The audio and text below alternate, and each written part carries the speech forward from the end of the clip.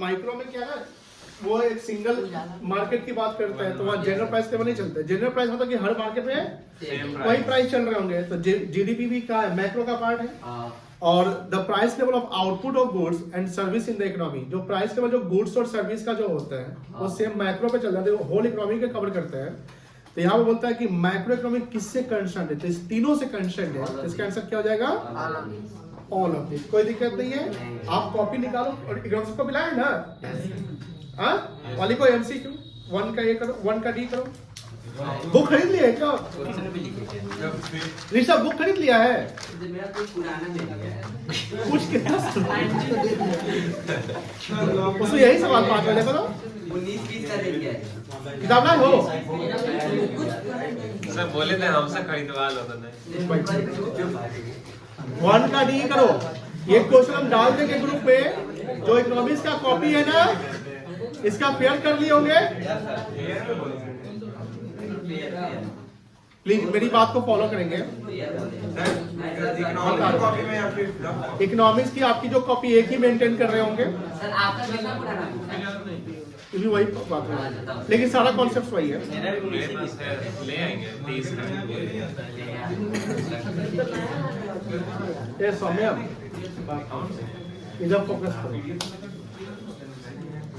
Macro economics का chapter 1, जहां पर आपका पीडीएफ नोट्स, आपने जो नोट्स लिख लिया होगा, क्लास में पढ़ाए गए होंगे वो लिख लिया होगा, उसके बाद के पेज पर आप लिखो एमसीक्यू, ठीक है? उसके नीचे 1 का डी लगाओ और ये सवाल हम भेज देंगे जिनके पास बुक नहीं है। करो जल्दी, कॉपी में ही करना है। कर लिए 1 का डी? अब 2 क्या है, सॉरी हाँ, the study of general price level is a subject matter of what. ऊपर के आंसर से समझ में आ गया क्या होगा, 1 2 का बी होगा, 2 का क्या होगा बी, मैक्रो इकोनॉमिक्स। एग्रीगेशन, देखो एग्रीगेशन से एग्रीगेट डिमांड, एग्रीगेट सप्लाई सुने होंगे आप। माइक्रो में, सॉरी पहला चैप्टर जो इंट्रोडक्शन तो मैक्रो था, यही सब बातें था। ये किस में डिस्कस किया जाएगा, दोनों में। किस में डिस्कस किया जाएगा, मैक्रो में। इकोनॉमिक एजेंट्स इंक्लूड्स, देखो इकोनॉमिक एजेंट्स कौन होता है, कंज्यूमर भी होता है, गवर्नमेंट भी होता है, प्रोड्यूसर भी होता है। D, which of the following statement is associated with general equilibrium. इसको पढ़ने आता है ना, क्या पढ़ेंगे इसको, इक्विलिब्रियम बोलते तुम।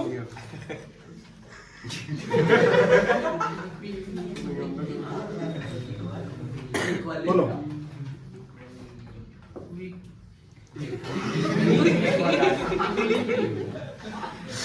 पता है ये जो वर्ड है ना, ये हर चैप्टर मिलेगा। अच्छा, मतलब कि हर नहीं, हर एक चैप्टर के बाद मिल जाएगा लगभग। Equilibrium, very good. तो बोल रहे हैं एक काम करिए, ठीक है, यहाँ पर तो सबसे पहले तो मजाक उड़ जाएगा, आप घर पे ट्राई करके आइएगा, हम कल फिर पूछेंगे, ठीक है ना? घर पे ये पढ़ के आना है। क्या पढ़ेंगे, इक्विलिब्रियम, इक्वल बोल देना, अब ब्रियम लगा दो, इक्विलिब्रियम, इक्वली कर दो, ब्रियम लगा दो, क्या बोलोगे, इक्विलिब्रियम, ठीक है? चलो, इसको बोलने में 2 दिन लग जाएगा तुम लोगों को। चलो सॉरी, हाँ बताओ क्या आंसर होगा इसका, कैसे बी होगा बताओ। देखो यहाँ क्या होता है, equilibrium in the market of gold ornaments, ये एक प्रोडक्ट की बात करता है, तो ये नहीं होगा। Equilibrium across the all markets in the economy, what क्या लिखा हुआ है, ऑल मार्केट्स, मतलब कि सारा प्रकार का मार्केट आ जाएगा। तो मैक्रो तो ऑल मार्केट कहता है ना, चाहे गोल्ड हो या राइस हो या सिल्वर हो या क्लॉथ्स हो, कुछ भी हो। तो ये इसका आंसर क्या हो जाएगा, बी। कोई दिक्कत नहीं है।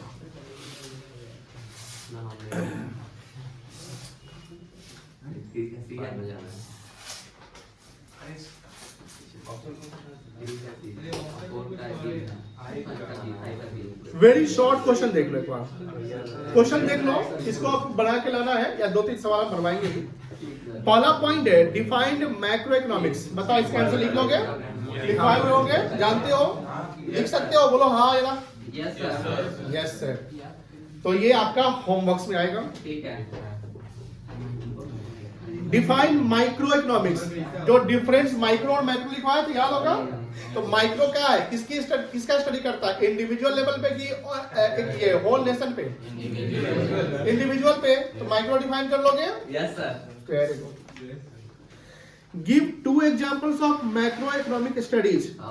क्या करोगे, जीडीपी का कर दोगे, जनरल प्राइस लेवल, जो ऊपर में 3 ऑप्शन था उसमें से 2 लगा लो, employment, balance of payment, government budget, ये सब आ जाएगा ना, monetary policy, physical policy, employment, unemployment, कुछ भी 2 को लगा दो, हो जाएगा। बोलो हाँ। आप देखो, हम बहुत बच्चा को जानेंगे, 2 को यही आंसर लिख के लाएगा। अब ये आंसर नहीं लिखना है आपको, 2 अलग एग्जांपल लिख के लाना है। मानिए कोनो आदमी अजूर लिखेगा, इसको याद करिए, तो रहा क्या, ये नहीं हो सकता है, हो सकता है, नहीं हो सकता है। हाँ, चौथा देखो, 2 एग्जांपल माइक्रो का लिखना है, हो जाएगा। इसको नहीं बनाइएगा, पूछने वाला नहीं है, मैक्रो से ही पूछेगा, तो इसको छोड़। जैसे जानते हैं ना माइक्रो का, जैसे क्या हो सकता है, प्राइस ऑफ अ कमोडिटी है ना, इनकम ऑफ अ कंज्यूमर, कुछ। Give 2 examples of macro economic variables. अब देखो, वेरिएबल का मतलब जो फ्लक्चुएट करता है, जैसे सप्लाई, डिमांड। आप एम्प्लॉयमेंट में भी वेरिएबल कह सकते हैं। एम्प्लॉयमेंट में क्या होता है, फ्लक्चुएट करता है, जो चेंज हो जाता है। जैसे डिमांड अगर बहुत ज्यादा बढ़ेगा तो इससे एम्प्लॉयमेंट बढ़ेगा या घटेगा, तो एम्प्लॉयमेंट बढ़ेगा तो अनएम्प्लॉयमेंट घट जाएगा। तो ये लिख सकते हो, डिमांड लिख सकते हो, एग्रीगेट डिमांड में चेंजिंग आ गया, एग्रीगेट सप्लाई में चेंजिंग आ गया, एम्प्लॉयमेंट चेंज हो गया। कोई चीज 2 वेरिएबल्स लिख देने हैं। क्या होगा, प्राइस, हाँ जनरल प्राइस बोल सकते हैं, सिर्फ प्राइस नहीं बोलेंगे। प्राइस अगर बोल दे तो हो गया माइक्रो, और जनरल प्राइस क्या हो गया, कोई दिक्कत नहीं है। What is mean by economic agent, economic agent जो इकोनॉमी के ग्रो में कंट्रीब्यूशन देता है। जैसे आप पढ़े होंगे एग्रीगेट डिमांड में, जैसे आपको ये बताया गया था, इकोनॉमी में एक क्लोज्ड इकोनॉमी है, क्या था, ओपन इकोनॉमी। ओपन इकोनॉमी कितने सेक्टर थे, 4 सेक्टर थे। वो 4 सेक्टर क्या था, आप बताओ तो बेटा। प्रत्युष नाम है ना, प्रत्युष नाम है, हाँ खड़े हो जाओ। 4 सेक्टर क्या था वो, डोंट रिमेम्बर, बैठ जाओ। आप बताइए बेटा, आ रहे हो।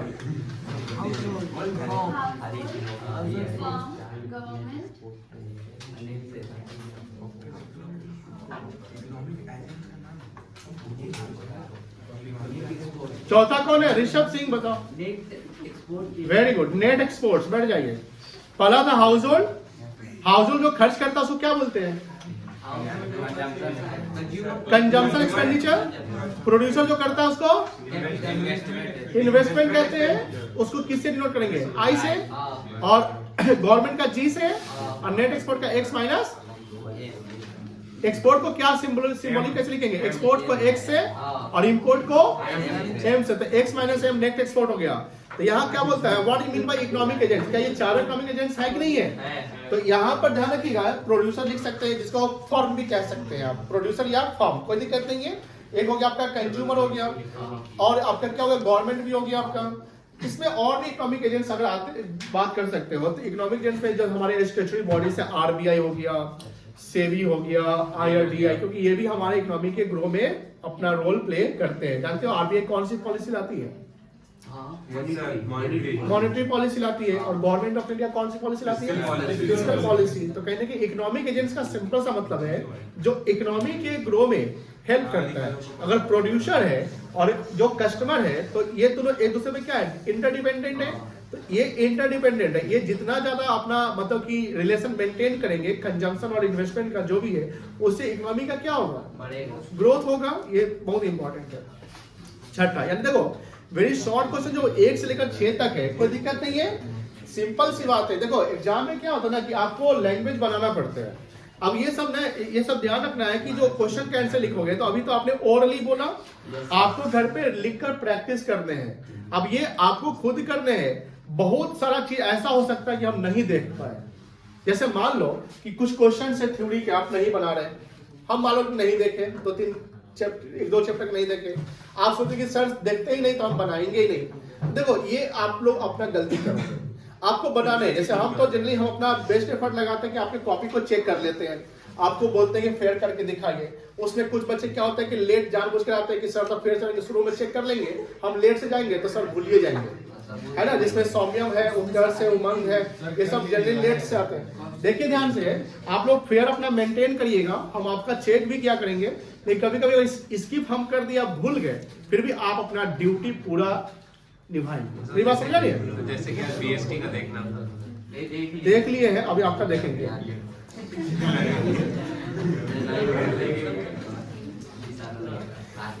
Read the following statement true और फॉल्स, मतलब कि यहाँ पर स्टेटमेंट पढ़ के ये लिखना है कि सही है गलत है, बट ट्रू और फॉल्स सिर्फ नहीं लिखना है, बताना भी है। You have to write the reason. Answer तो दिया ही हुआ है। अच्छा ट्रू लिखा होगा तब एग्जाम में दिया रहेगा, नहीं ना दिया रहेगा, एग्जाम तो आपको लिखना पड़ेगा ना। मतलब हम इसको पढ़ रहे हैं, इसको कॉपी में लिखना है, समझोगे नहीं? आई वाज समझेंगे कॉपी में इसको छापना है, छापना नहीं है, रैंडमली कुछ क्वेश्चन बना लेने हैं, खुद से लिख रहे हैं। रैंडमली जो अभी ऊपर में मार्किंग करने के लिए बना लीजिएगा।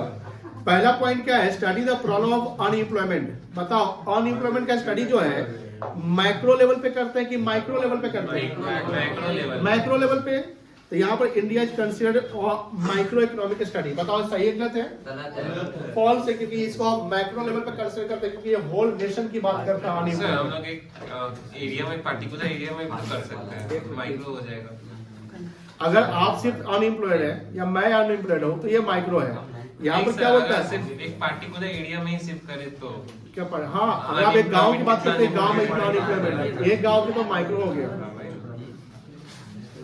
लेकिन यहाँ पर अनएम्प्लॉयमेंट गांव की बात नहीं ना होती है।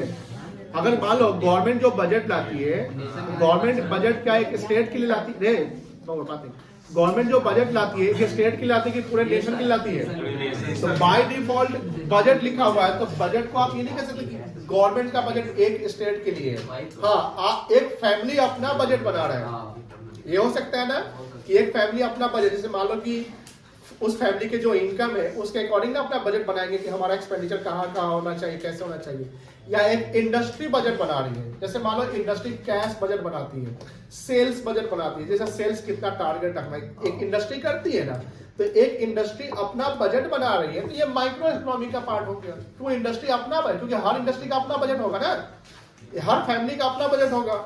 लेकिन गवर्नमेंट की जो बजट बन रही है, तो गवर्नमेंट की बजट अफेक्ट कहाँ कर रही है, पूरे होल नेशन पे अफेक्ट कर रही है ना, एक इंडिविजुअल स्टेट पे तो अफेक्ट नहीं करेगी। और गवर्नमेंट ने टैक्स में चेंज लाया, तो टैक्स में जो चेंज है वो पूरे नेशन को इंपैक्ट करेगा, चाहे बिहार में है, चाहे झारखंड में, चाहे दिल्ली में, आप कहीं भी है। लेकिन अगर एक स्टेट गवर्नमेंट, हाँ सर आपका सवाल होगा सर स्टेट गवर्नमेंट अगर अपना बजट लाया तो फिर वो माइक्रो में आ जाएगा, वो स्टेट का अपना पार्ट भी। इंडिया में एक स्टेट को नहीं होता है, कभी कभी स्टेट गवर्नमेंट की अपनी बजट होती है ना, कि दिल्ली की अपनी बजट हो रही है, विधानसभा जो आता है। तो ये ध्यान रखना है कि गवर्नमेंट बजट अगर लिखा रहेगा तो उसको मैक्रो की बात करेंगे, अनएम्प्लॉयमेंट लिखा हो तो किसकी बात करेंगे, मैक्रो की बात करेंगे, कोई दिक्कत नहीं है। रैंडमली एक सवाल है, जैसे माइक्रो मैक्रो लास्ट में टॉपिक पढ़ाया था, लास्ट नहीं सेकंड लास्ट टॉपिक बताया था, माइक्रो मैक्रो पैराडॉक्स, याद है? नहीं, उसमें क्या बताया था, जैसे मान लो हाँ सर बताया कि अगर एक आदमी सेव करता है पैसा, खूब ज्यादा सेव करता है, वो कम से कम खर्च करता है, वो बेसिक्स जो नेसेसिटीज प्रोडक्ट है उसको कंज्यूम करता है, यानी अपने इनकम के जो मोस्ट पार्ट है वो सेविंग में उसको लगाता है। अब ये कहीं ना कहीं उस पर्सन के लिए क्या है, अच्छा रेपुटेशन, मतलब कि एक तरीके से मतलब स्टीम कराएगा, वो रेपुटेशन बढ़ेगा उसका, एक तरीके से फाइनेंशियल सिक्योर हो रहा है, फ्यूचर प्रॉपर प्लान कर रहा है। लेकिन उसको देखे देखे होल नेशन में ये काम करने लगे। अब बताइए, तो फिर कहीं ना कहीं इकोनॉमी में प्रॉब्लम आ सकती है। देखो कोई चीज माइक्रो में सही है इसका मतलब नहीं कि मैक्रो में भी सही होगा। जैसे अभी कुछ न्यूज आ रहे हैं कि महाकुंभ में इतने लोग नहाए हैं कि उसका पानी थोड़ा सा कम गया, दूषित हो गया है, किसी बोला ना कि डिजीज हो रहा है, कुछ हॉस्पिटलाइज हो रहा है। तो अगर एक आदमी नहाता तो प्रॉब्लम नहीं होता ना, अगर तो 60, 50, 55 करोड़ नहा लिया। आप मेरी बात समझिए, माइक्रो पे बात नहीं, माइक्रो पे कोई चीज पॉजिटिव है, इसका ये मतलब नहीं कि मैक्रो पर भी क्या होगा, पॉजिटिव। अगर एक आदमी सिंपल से अकेले वो पैसा सेव करता है तो उसके लिए वर्च्यू है, बट सबके लिए वर्च्यू नहीं है। प्रोड्यूसर के लिए प्रॉब्लम हो जाएगा, सब बचाने लगेगा पैसा, तो क्योंकि अगर पैसा बचाना शुरू कर देंगे खूब ज्यादा से ज्यादा सब लोग, तो जो लग्जरियस प्रोडक्ट है उसके डिमांड क्या होंगे, कम जाएगा, तो कहीं ना कहीं इकोनॉमी क्या है, कोलैप्स कर सकता है। तो जो माइक्रो में वर्च्यू है, ऐसा नहीं कि मैक्रो में भी क्या होगा, वर्च्यू होगा। पढ़िए 5वां पॉइंट का आंसर बताइए। Save more is always virtue. बताइए ट्रू की ऑलवेज वर्च्यू क्या होगा।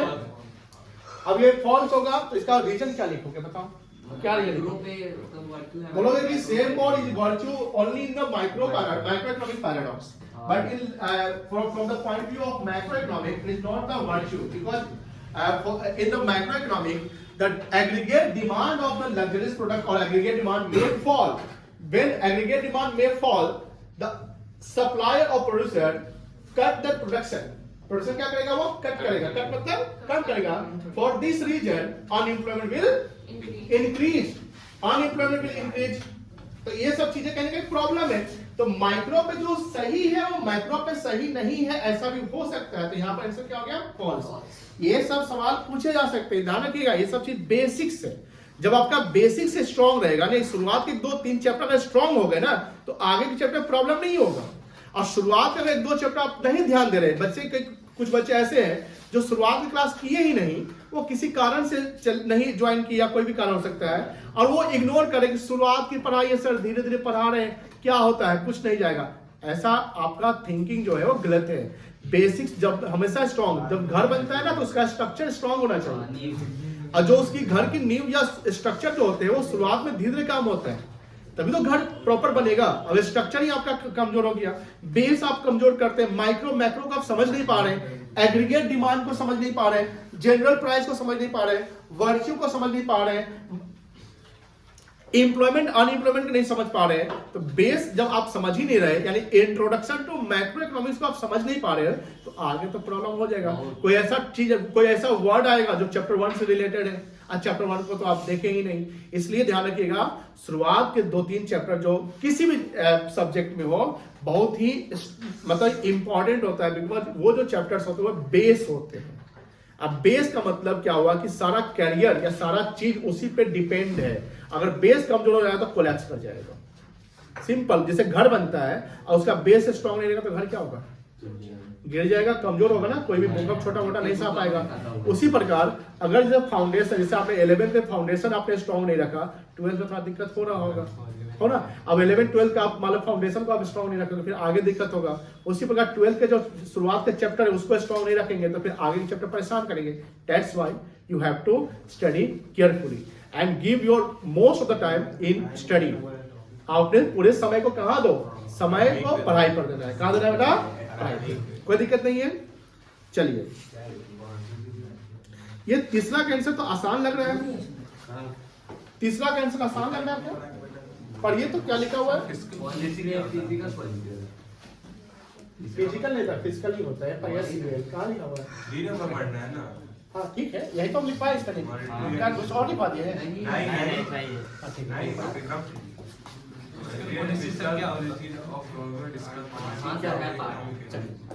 एक बच्चे का सवाल है, फिजिकल पॉलिसी क्या होता है, कौन लाता है, कौन लाता है बता सकते हैं।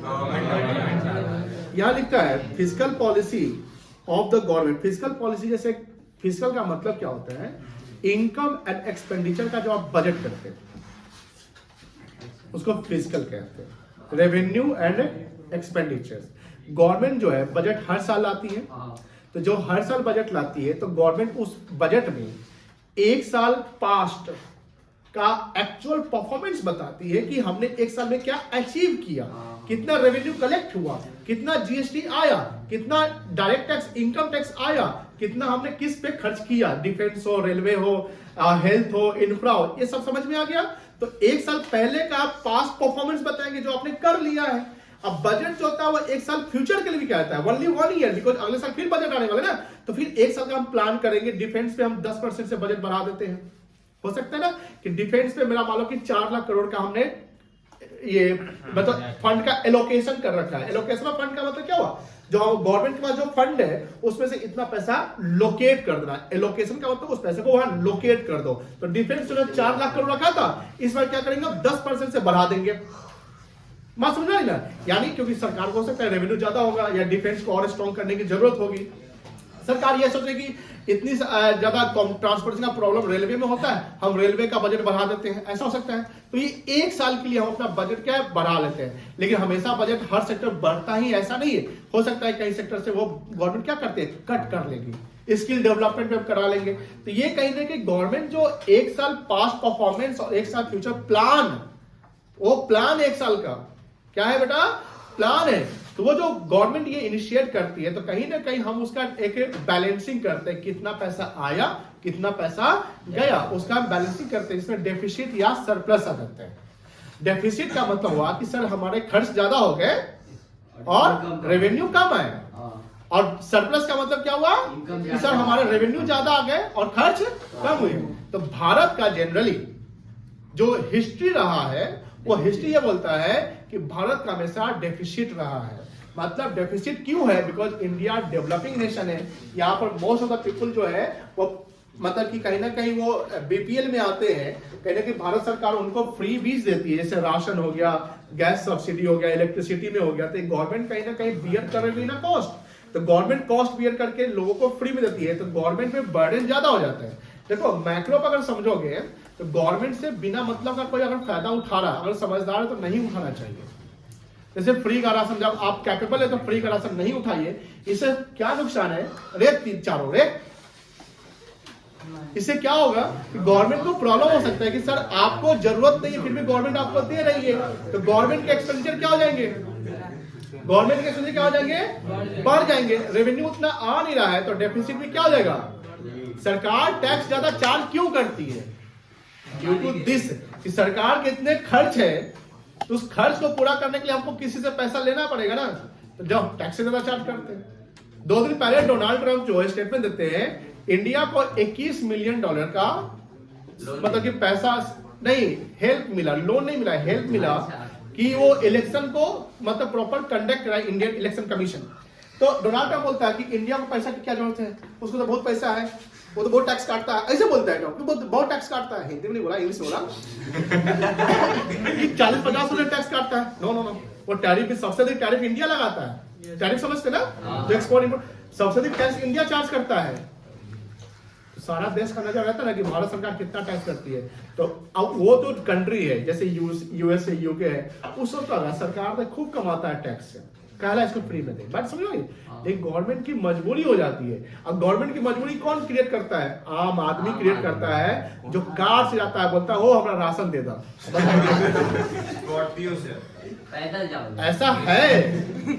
स्कॉर्पियो दूर खड़ा करके पैदल जाओ। देखिए बेटा, this is the problem of the economy, this is the problem of economy, जहां पर लोगों को जरूरत नहीं है फ्री का लेने का, लेकिन लोग फ्री में लेते हैं और इससे सरकार की एक्सपेंडिचर क्या होती है, बढ़ जाती है। इसलिए सरकार क्या करते हैं, ऑफिस से या जो पैसे कमा रहे हैं उनसे टैक्स ज्यादा ले लेती है। इसको बोलते हैं फिस्कल पॉलिसी। गवर्नमेंट जो पॉलिसी लाती है, समझ गए। क्या सवाल है, monetary and fiscal policy of government. देखो आरबीआई भी गवर्नमेंट का पार्ट है, आरबीआई भी किसका पार्ट है, गवर्नमेंट का पार्ट है। तो मॉनेटरी पॉलिसी जनरली आरबीआई लाती है, वो गवर्नमेंट का हिस्सा हो गया। और fiscal policy finance, ministry of finance लाता है। कौन लाता है, अगर पूछा जाए गवर्नमेंट का कौन सा डिपार्टमेंट, तो यस आंसर, गवर्नमेंट का कौन सा डिपार्टमेंट फिस्कल पॉलिसी लाता है, मिनिस्ट्री ऑफ फाइनेंस लाता है ना, ये ध्यान रखना है। और गवर्नमेंट का कौन सा बॉडी, आरबीआई, कौन सी बॉडी, जैसे बॉडी में तो स्टैट्यूट वर्ड में सेबी भी आता है, आरबीआई भी आता है, आईआरडीएआई भी आता है, बहुत सारी बॉडी है। तो क्या सारी बॉडी मॉनेटरी पॉलिसी लाती है, नहीं, कौन लाता है, लेकिन आरबीआई भी गवर्नमेंट की पार्ट हो गई और मिनिस्ट्री ऑफ फाइनेंस भी किसकी पार्ट हो गई, गवर्नमेंट की। तो बोलते हैं monetary and fiscal policy of the government are the part of macro economic analysis. बोलो ट्रू और फॉल्स, ट्रू। आंसर सब बन जाएगा, समझ में आ रहा है, चैप्टर में प्रॉपर क्लियर हुआ है। जो क्लास किया उसका क्लियर है, जो क्लास नहीं किया उसका क्लियर नहीं होगा। तो क्लास सारे रिकॉर्डेड है, देख लेना है। और कोई ज्यादा बहुत ज्यादा छोटा नहीं है, लेकिन हाँ बेसिक जो चैप्टर्स है यानी चैप्टर 1 जो खत्म हो चुके हैं उसको ध्यान से देखिएगा, जितना आपके बुक में उससे ज्यादा बताए गए हैं। माइक्रो मैक्रो इकोनॉमिक पैराडॉक्स किताब में देखिएगा 4 लाइन में खत्म कर दिया है, 5-6 लाइन नहीं 7-8 पॉइंट बनाए हैं, पूरा एक पेज चल जाएगा, तुम जाके देखो ना। हाँ सर लिखे हैं। बोलता है ऐसा की सर सेशन रिवीजन भी करा देते ना। क्या कराना है? करा देंगे, वो आगे चलकर करा देंगे। तो एग्जाम देखना है। अच्छा जी, एनालिसिस एंड इवैल्यूएशन का क्वेश्चन 1 देखिए। बात नहीं उत्कर्ष तो बात नहीं, वही होगा। क्या सवाल क्या है? वही जो आप पैराडॉक्स पर क्या बोला? Why what may happen if saving are encouraged in the economy. अब क्या हुआ रीजन बताइए। इकोनॉमी की बात बोल दिया वो, तो इकोनॉमी मतलब पूरा होल नेशन की बात कर दिया। तो जब होल नेशन में अगर सेविंग को इनकरेज किया जाए तो अब बताओ सेविंग निकलता है इनकम माइनस कंजम्पशन से। सेविंग कैसे निकलता है? अब अगर आपको सेव यानी सेविंग ज्यादा रखना है तो या तो इनकम को बढ़ाना पड़ेगा या कंजम्पशन को। अब बताओ जो लोग हैं उनके जनरली इनकम जो है स्टेबल रहते हैं, कंजम्पशन कोई स्टेबल नहीं है, वो डिपेंड करता है आप कैसे खर्च कर रहे हैं। कंजम्पशन किसी का कांस्टेंट नहीं है, अनलिमिटेड है मतलब कॉन्सेप्ट कंजम्पशन का। अब बताओ कंजम्पशन को एकदम कटिंग करना शुरू कर दो, रिड्यूस करो, पूरा रिड्यूस करो। ये इनकरेजमेंट मान लो कि एज ए टीचर हम पूरे सबको बोलते हैं, नहीं बोलना चाहिए। खर्च करिए, कमाइए तो खर्च करिए, और हम बोले कि खूब बचाओ, कहीं ना कहीं हम इकोनॉमी में प्रॉब्लम क्रिएट कर देंगे। जैसे जो यूट्यूब पे इन्फ्लुएंसर होते हैं तो वो सब क्या करते हैं ना, जैसे उनके वीडियो तो हर सेक्टर में देखते हैं, तो कहीं ना कहीं लोगों को पॉजिटिव इन्फ्लुएंस भी कर देते हैं और निगेटिव इन्फ्लुएंस करते हैं। जनरली जो बच्चे सब है वो वही कॉपी पेस्ट अपने लाइफ में करते। देखिए हम आपको ये नहीं बोलेंगे कि सोशल मीडिया से आप दूर हो जाओ, सोशल मीडिया को देखो, एंटरटेनमेंट करना एंटरटेनमेंट करो, बट अपने जीवन में उसको अप्लाई मत करना कभी भी। जो निगेटिव बातें हैं, निगेटिव चीजें हैं, क्योंकि अगर अप्लाई कर दिए तो फिर प्रॉब्लम हो जाएगा आपको, है ना। अब बात होती है कि सेविंग अगर इनकरेज किया जाए। अब बताओ ऋषभ आप खड़े हो जाइए बेटा, आप खड़े हो जाइए, बताइए इसका स्टेप बाय स्टेप बताइए, इससे क्या क्या घटनाएं हो सकती है, बोलिए। क्या घटना होगा सर? मतलब घटना मतलब इवेंट क्या क्या प्रॉब्लम बन सकता है, बोला ये बात नहीं प्लीज बोलो। सर होगा पहले तो होगा कि जो लग्जरी प्रोडक्ट होगा उसका डिमांड घट जाएगा, पूरा डिमांड घटेगा तो अपने नेशन में तो एग्रीगेट डिमांड क्या हो जाएगा? कम जाएगा, एडी गया डाउन। अब एडी एग्रीगेट डिमांड घट जाएगा तो इसको डेफिसिट डिमांड कहेंगे कि एक्सेस डिमांड कहेंगे। डेफिसिट डिमांड से प्रॉब्लम क्या आएगा? इन्फ्लेशन का आएगा कि क्या आएगा? डिफ्लेशन आ गया। अब इसमें और क्या होगा? और क्या होगा? जीएसटी कम कलेक्ट होगा, मतलब जो टैरिफ वुरिफ लगता है इंपोर्टेड सरकार को रेवेन्यू कम जाएंगे ना, क्योंकि आप जब लग्जरियस प्रोडक्ट नहीं खरीदेंगे तो लग्जरियस प्रोडक्ट पे टैक्स रेट ज्यादा होते हैं ना, तो लोग खरीदेगा नहीं तो सरकार को जीएसटी आएगा, वो कम जाएगा। चलो और बताओ, सोचिए। देखिए माइक्रो इकोनॉमिक्स में जितना सोचोगे उतना क्लैरिटी आएगा। और बोलिए क्या हो सकता है? नहीं वो तो बात का स्टेप, उससे पहले कुछ होगा। प्रोड्यूसर एक्शन लेगा। प्रोड्यूसर क्या लेगा? अब आपका डिमांड नहीं होगा तो अपना प्लांट और जो ब्रांच या जो यूनिट है उसको क्या करोगे? शट डाउन करोगे। दूसरा, प्रोडक्शन जिस लेवल पे कर रहे थे प्रोडक्शन को क्या करोगे? तो प्रोडक्शन जब कम करोगे तो डिमांड ऑफ रॉ मटेरियल्स क्या हो जाएगा? कम जाएगा। तो जो सप्लायर ऑफ वो परेशान हो जाएगा। दूसरा, जब आपको काम ही जब प्रोडक्शन कम करना है तो जो हमारे वर्कर है उनको क्या बोलेंगे? उनका सेटलमेंट करेंगे। जाओ घर बोलो ना, हाँ ना। जब उनका सेटलमेंट आप बैठ जाइए भगवा प्लीज बैठ जाइए। जब उनका आप सेटलमेंट कर दो कि भैया आप घर जाओ, पैसे मतलब काम नहीं है क्योंकि प्रोडक्शन डिमांड नहीं मार्केट में, तो काम नहीं है। कुछ कुछ सीजनल भी होते हैं ऐसे। अब बताइए वर्कर जब चला जाएगा तो उसको तो कहीं और भी काम नहीं है मिल सकता है, क्योंकि वो कहीं जाएगा तो कहीं ना कहीं दूसरा तो काम कर ही रहा होगा ना। आप रिप्लेस कब करेंगे? अपने स्किल के बेसिस पे रिप्लेस कर सकते हैं, अदरवाइज आपको कोई स्किल नहीं है तो रिप्लेस आप नहीं कर सकते किसी को। अगर आप किसी को रिप्लेस करना है तो आपको क्या करना पड़ेगा? एफिशिएंसी बढ़ाना पड़ेगा। बात समझ रहे हैं?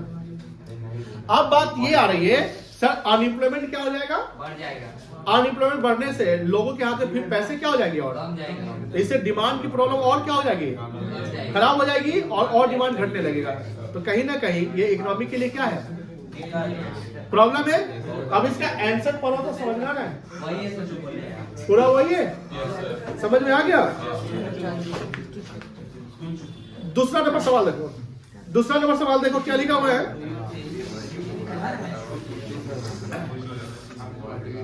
ए उत्कर्ष, तुम ना बहुत बड़ा डिस्टर्बिंग एलिमेंट है यार, बातें नहीं समझते हैं। तुम्हारे पिताजी इतना प्यार से बोले, तुम इतना प्यार से खड़े थे, बताओ पिताजी के सामने ही खड़े वैसे रहोगे, पढ़ाई के समय नहीं। वो तो क्लियरली बोले कंप्लेन आते रहता है स्कूल से भी इनका, बात का नहीं समझते। डीएवी में ना शुरुआत से एक प्रेयर होता है कुछ, वो बड़ा अच्छा होता है लेकिन पता नहीं यार, लेकिन उसको लोग फॉलो नहीं करते। फॉलो करो। हाँ पढ़िए, 2 नंबर सवाल पढ़ लीजिए, क्या लिखा हुआ है? बात नहीं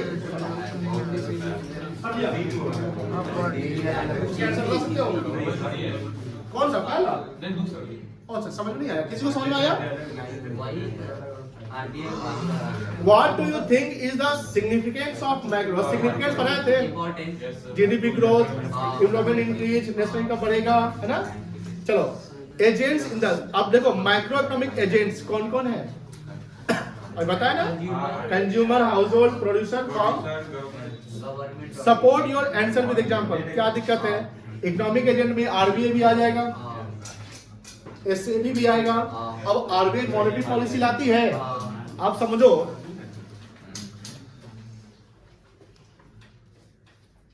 3 फरवरी, आई थिंक डेट शायद यही है, 3 या 4 फरवरी आरबीआई मॉनेटरी पॉलिसी लाया था, याद है? Yes sir, yes. 3 फरवरी को उसी टाइम आया था। उस दिन आरबीआई कुछ मॉनेटरी पॉलिसी में बदलाव लाया था। ईएमआई पॉइंट जो कम किया था, इंटरेस्ट रेट, सुनो ध्यान से,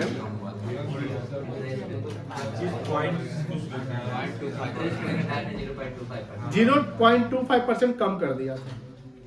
इससे क्या हुआ? लोन रेट सस्ता हो गया पूरे होल नेशन में। अब लोन का डिमांड क्या होगा? लोगों के हाथ लोन ज्यादा लोग शुरू मतलब बढ़ा दिए होंगे, उनके ईएमआई घट गए होंगे। तो इससे बताओ इकोनॉमिक में एडी मतलब एग्रीगेट डिमांड बढ़ेगा कि घटेगा? बढ़ जाए, कंजम्पशन आप बढ़ा देंगे।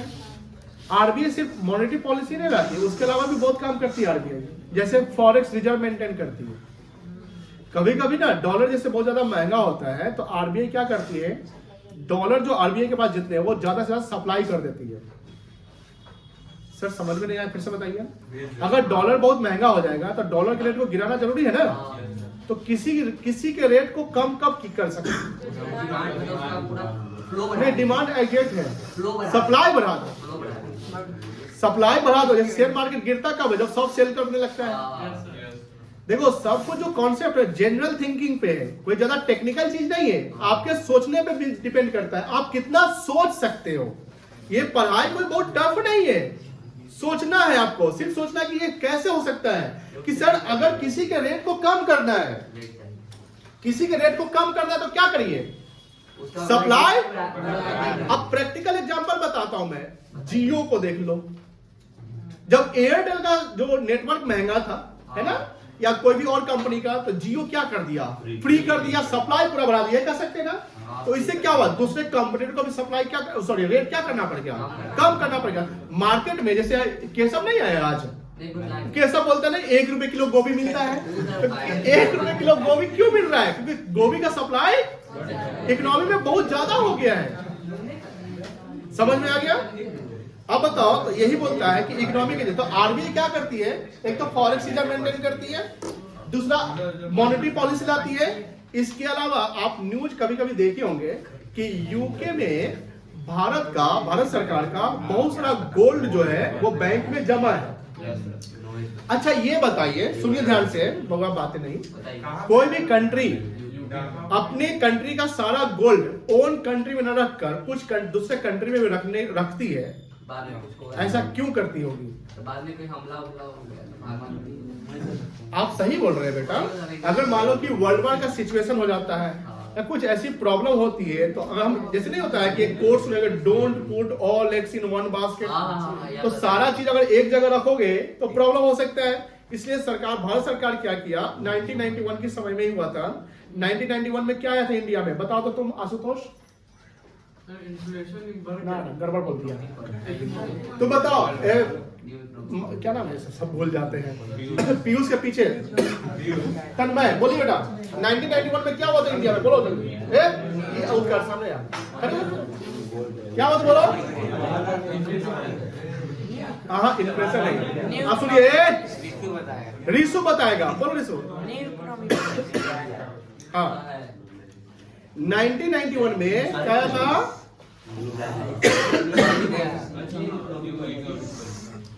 कौन लाए थे, सरकार क्या किया था, सुनो ध्यान से। सरकार मतलब भारत में ना पैसे की कमी हो गई थी। जब पैसे की कमी हो जाएगी तो डिमांड भी क्या हो जाएगी, कम जाएगा। तो बहुत ज्यादा मतलब कि मंदी का सिचुएशन आ जाएगा, कहने के पैसे नहीं है तो फिर जैसे नहीं मनी क्या होता है, सर्कुलेट होता है, आपने पढ़ा हुआ सर्कुलेशन। तो भारत सरकार ने डिसाइड क्या किया, एफडीआई को बढ़ा देते हैं और हमारे पास जो गोल्ड का रिजर्व है ना, उस गोल्ड को रिजर्व को हम गिरवी रख देते हैं, गिरवी मॉर्गेज जिसको कहते हैं, ठीक है। हम गिरवी रख देते हैं तो हम जाते हैं इंग्लैंड को देते थे कि सर मेरे पास 10,000 करोड़ 20,000 करोड़ का गोल्ड आप ले लीजिए और इसके अगेंस्ट में हमको लोन दे दीजिए, ठीक है। 1991 में यही हुआ कि सरकार ने गोल्ड को भी रिजर्व रखा था और वो पैसा फिर सरकार को यूके ने क्या किया, दिया। देखो भारत का ही पैसा लूटा हुआ वो उसी को दे रहा है कर्जा के रूप में, देख रहे हैं कितना बड़ा ये। अब ये पैसा कहाँ आ गया, इंडिया में। मनी पैसा इंडिया में आ गया। इंडिया से क्या चला गया, बीका नहीं था, क्या हुआ था, मॉर्गेज। सरकार बोला कि सरकार सोचे कि पैसा जब आएगा कलेक्ट हो जाएगा तो फिर लोन हम चुका देंगे, गोल्ड क्या करेंगे, ले लेंगे। धीरे धीरे आरबीआई क्या कर रहा है, यूके से अपना एक बार में नहीं थोड़ा थोड़ा करके जो गोल्ड है वो ले रहा है। और ये बहुत ही सीक्रेटली होता है, जब ये काम हो जाता है तब मीडिया में आता है। अब रास्ता में पता चल जाएगा तो हो जाए, कुछ हो सकता है। ये सारा काम कौन करता है, इकोनॉमिक एजेंट जो आरबीआई है। गोल्ड का रिजर्व भी इंडिया में कौन रखता है, गवर्नमेंट का जो गोल्ड है उसका रिजर्व कौन रखता है, उसको कस्टोडियन कहते हैं। क्या कहते हैं, कस्टोडियन का मतलब होता है जिसके कस्टडी में कोई चीज है उसको बोलते हैं, क्या बोलते हैं, कस्टोडियन। क्या आंसर 2 का सॉरी क्वेश्चन 2 का आंसर समझ में आ गया। आगे देखिए एनसीईआरटी क्वेश्चन 1 बन जाएगा। Yes sir. अच्छा ये देखो बड़ा अच्छा सवाल है, So ये हिस्ट्री का क्वेश्चन है, आउट ऑफ नहीं पढ़ेंगे इसी के कारण अभी जाने नहीं देंगे।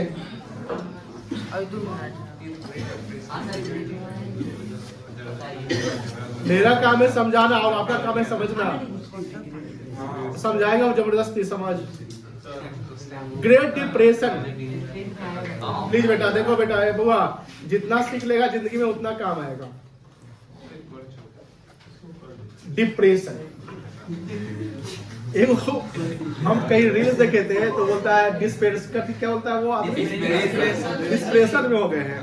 जैसे वहाँ इक्विलिब्रियम में प्रॉब्लम हो रहा था बोलने में, ठीक है। डिप्रेशन का मतलब देखो ध्यान से, ऐसे डिप्रेशन का मतलब क्या होता है, मुरझाना, मतलब कि एकदम लेजी, मतलब कि खोया हुआ है, कुछ नहीं हो रहा है, मतलब मंदी एकदम ऐसे ही पड़ा हुआ है कुछ। द ग्रेट डिप्रेशन का मतलब क्या हुआ, बहुआ बातें नहीं, होल इकोनॉमी को प्रॉब्लम कब हुआ था, 1929। उस समय इकोनॉमी में एग्रीगेट डिमांड बहुत ज्यादा कोलैप्स कर गए थे, मतलब डिमांड एकदम ही नहीं था। क्यों नहीं था, क्योंकि लोगों के पास पैसे नहीं। अब लोगों के पास पैसे नहीं तो कंजम्पशन नहीं कर पाएंगे। उस समय भूखमरी भी हुई थी और बहुत लोग ऐसे भी मर गए थे। जो अमेरिका का मार्केट है, यूके का मार्केट है, जर्मनी का, वो सब कोलैप्स कर गया था। जब वर्ल्ड इकोनॉमी में ये सब मार्केट अगर कोलैप्स कर जाएगा तो छोटा छोटा मार्केट तो उसी पे डिपेंड होता है, वो भी क्या करेगा, ऑटोमेटिकली कोलैप्स कर जाएगा। ये 1929 से लेकर 1933 तक था। इंडियन इकोनॉमी में ये टॉपिक पढ़ना है, ध्यान रखिए। अच्छा, great depression topic Indian economy में पढ़ना है। अब ये कहीं ना कहीं बोलता है, डिस्क्राइब करना है, यही नहीं बोलना है कि इम्पैक्ट पड़ेगा। तो ग्रेट डिप्रेशन का हिस्ट्री जो है वो लिख लेना है कि इससे पूरे वर्ल्ड इकोनॉमी को क्या किया था, प्रॉब्लम क्रिएट हुआ था। समझ में आ गया, कोई दिक्कत नहीं है। जीडीपी निवेशक कितना से गिर गया था, 33%। क्या होता है, बहुत होता है, इतना कोविड में नहीं गिरा। कोविड में कितना हुआ? जापान का सबसे अधिक गिरा था, 21% गिरा था। इंडिया का 8 से 9% माइनस में गया था। माइनस मतलब कि जितना जीडीपी है उससे -8%, ये -33% हो गया। फॉल बाय मतलब कि आप जीडीपी जितना पे है, जीडीपी हर साल का कैलकुलेट करते हैं, ठीक है ना। अब जो जीडीपी यहाँ पर है बेटा, तो यहाँ से आप ऊपर नहीं, ये है जीरो, ये क्या है बेटा? जैसे ग्राफ बनाते हैं ना तो जीरो होता है, तो इसके ऊपर पॉजिटिव हो गया, इसके नीचे क्या हो गया? तो यहाँ से -33%, मतलब किसी का जो इनकम रहा होगा उस साल जितना कमाया होगा,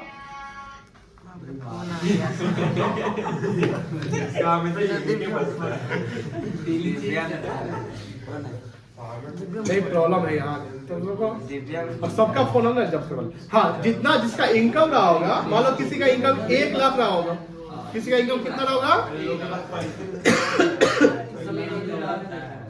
डिप्रेशन पीरियड में उसका इनकम कितना हो गया होगा बताओ? 92,000। सवाल सुनेंगे तब ना बोलेंगे। मेरा कहना है कि डिप्रेशन से पहले किसी का इनकम 1 लाख रहा होगा। डिप्रेशन शुरू हुआ तो यूएस में जनरली जीडीपी कितना से फॉल किया था? तो उस समय किसी का इनकम कितना हो गया होगा? 33,000 क्या हो गया? 67,000 पे आ गया। जैसे कोविड में बहुत का इनकम फॉल आउट किया, तो ये था ग्रेट डिप्रेशन। मतलब ऐसा स्थिति जहां पर जो गरीब लोग हैं भूखे मर जाएंगे। लिख लोगे? Yes sir. तो चैप्टर जो 1 है फाइनली इसके एक्सरसाइज भी करा दिए गए हैं। जिनके पास सुनो अभी पूरा एक्सरसाइज कर लेना है, बना लेना है। और कल क्या क्या होमवर्क दिए हैं? जिसका बीएससी का होमवर्क कंप्लीट नहीं वो दिखाएगा। साक्ष्य, उत्कर्ष, उमंग, मेरा है कंप्लीट अभी आप लोग को दिखाने जाएंगे। और इकोनॉमिक्स का चैप्टर 1 का फेयर दिखाएंगे। चलिए आप लेकर जाएंगे, जिनको भिजवाना है लेकर जाओगे।